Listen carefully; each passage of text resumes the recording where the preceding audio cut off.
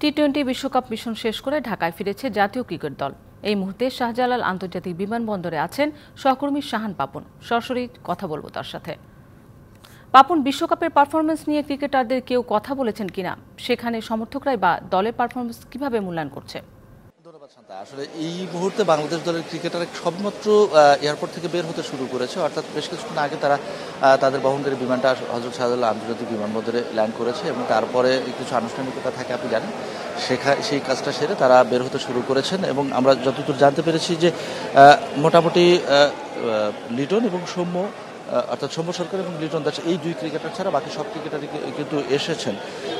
তারা আগামীকাল আসবেন। এবং আপনি যে কথাটা বললেন যে বিশ্বকাপে নিজেদের পারফরমেন্স নিয়ে, নিজেদের অর্জন নিয়ে বাংলাদেশ ক্রিকেট দলের কেউ কথা বলেছেন কিনা, এখনও পর্যন্ত সেই সময়টা আসেনি। অর্থাৎ সবেমাত্র ক্রিকেটাররা যেহেতু বের হতে শুরু করেছেন, আমরা ধারণা করছি কেউ না কেউ একজন আসলে ব্রিফ করবেন, তবে সেই সময়টা এখনও আসেনি। সবেমাত্র তারা বের হতে শুরু করেছেন। আমরা প্রত্যাশা করছি কেউ না কেউ দলের পারফরমেন্স নিয়ে কথা বলবেন।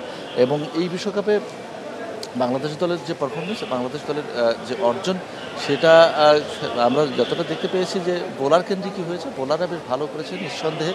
একটা পর্যায়ে এমনও দেখা গেছে যে শিরোপা প্রত্যাশী ভারতের কোনো একজন বোলারও আমরা দেখতে পাইনি সেরা 5 বোলারের মধ্যে, অর্থাৎ বিশ্বকাপের সেরা 5 বোলারের মধ্যে। সেখানে কিন্তু তানজিম সাকিব ছিলেন, বাংলাদেশে একজন বোলার ছিলেন।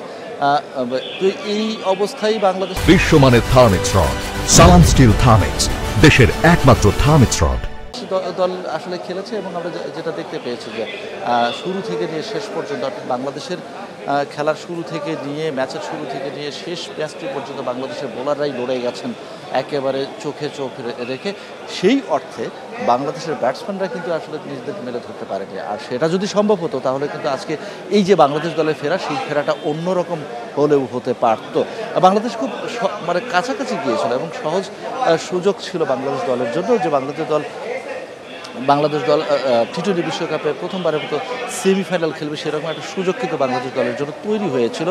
সেই সুযোগটা বাংলাদেশ আসলে, যেটা বলা বলি হচ্ছে, গণমাধ্যম কর্মী থেকে শুরু করে সাধারণ দর্শক, সামাজিক যোগাযোগ মাধ্যম যেটা বলেছে যে বাংলাদেশ সুযোগটা হেলায় হারিয়েছে, অর্থাৎ সেমিফাইনালে খেলার সুযোগটা বাংলাদেশ হেলায় হারিয়েছে।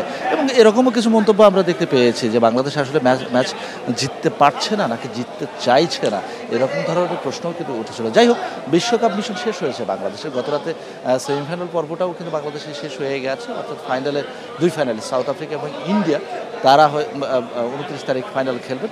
বাংলাদেশ আজকে দেশে ফিরল এবং ইন্ডিয়া এবং সাউথ আফ্রিকা যেদিন ফাইনাল খেলবেন সেদিনই আসলে দেশে ফিরবেন লিটন কুমার দাস এবং সৌম্য সরকার, সেরকম একটা তথ্য পাওয়া গেছে। আজকে দলের বাকি সদস্যরা দেশে ফিরেছেন এবং আর অল্প কিছুক্ষণের মধ্যেই হয়তো বা আমরা যেটা দেখতে পাবো যে দলের কেউ একজন কর্মকর্তা কিংবা ক্রিকেটার তারা গণমাধ্যমের সাথে কথা বলবেন, সেরকম একটা আভাস মিলেছে। অর্থাৎ তারা কেউ একজন কথা বলবেন এবং সেখানেই আসলে আমরা জানতে পারবো বিশ্বকাপ নিয়ে তাদের অভিজ্ঞতা, বিশ্বকাপে তাদের নিজেদের পারফরমেন্সের নিজেদের মূল্যায়ন কি। এবং বাংলাদেশের যে 12 ওভার আসলে চেস করা পসিবল না, তখন নর্মালি ট্রাই করছিল সবাই, তাও জিততে পারেনি।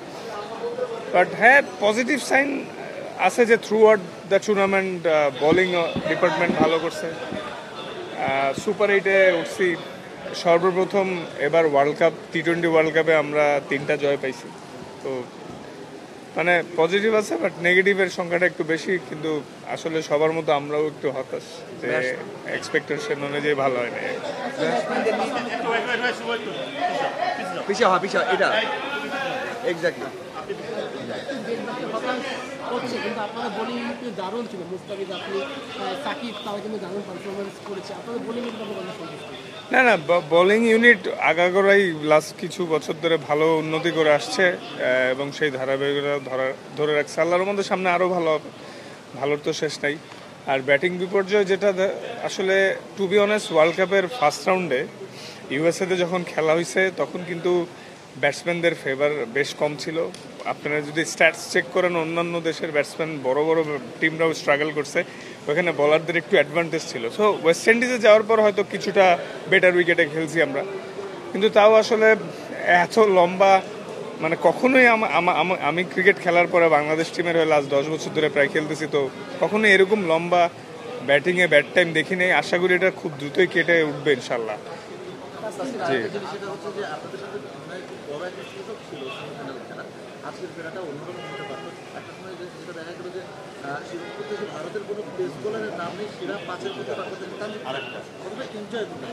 না ডেফিনেটলি মার্শাল্লাহ, আসলে তানজিম সাকিব, রিশাদ এরা লিডিং উইকেট টেকারদের মধ্যে টপ 5-এর মধ্যে ছিল, আর রিশাদ স্টিল আছে। ওভারঅল হ্যাঁ মানে ভালো করছে মার্শাল্লাহ, এটা খুবই পজিটিভ সাইন যে আমাদের মানে বাংলাদেশ থেকে অনেক ফিউচার স্টাররা উঠে আসবে এবং তাদেরকে মানে অলরেডি ওয়ার্ল্ডকে বোঝানো হয়েছে যে আমাদের সবার মধ্যে ডিফারেন্ট অ্যাবিলিটি আছে। তো এখন আসলে ধরেন যে জিনিসগুলো হয়ে গেছে আমরাও একটু স্যাড, হয়তো ফ্যান্স বা ক্রিকেট প্রেমী সবাই স্যাড যে এক্সপেকটেশন অনুযায়ী রেজাল্ট হয় নাই। স্পেশালি কয়েকটা ম্যাচ আমাদের হয়তো জিতার কথা ছিল বা সেই অনুযায়ী পারে নাই, আর স্পেশালি লাস্ট ম্যাচটা যেটা ওটা 12 ওভার 1 বলে আমাদের সবারই প্ল্যান ছিল চেস করার এবং আমরা সেই ইন্টেন্ট নিয়েই খেলা শুরু করেছিলাম। একটা পর্যায়ে যায় যখন দেখলাম যে মনে হচ্ছে আর হবে না 12 ওভারের চেস, তখন আসলে নর্মালি জেতার চেষ্টা করা এই প্ল্যানটা আসছিল। তারপর ওইটাও ট্রাই করে আমরা পারিনি আনফর্চুনেটলি, কিন্তু আমি কি করার, সামনে আগে যেতে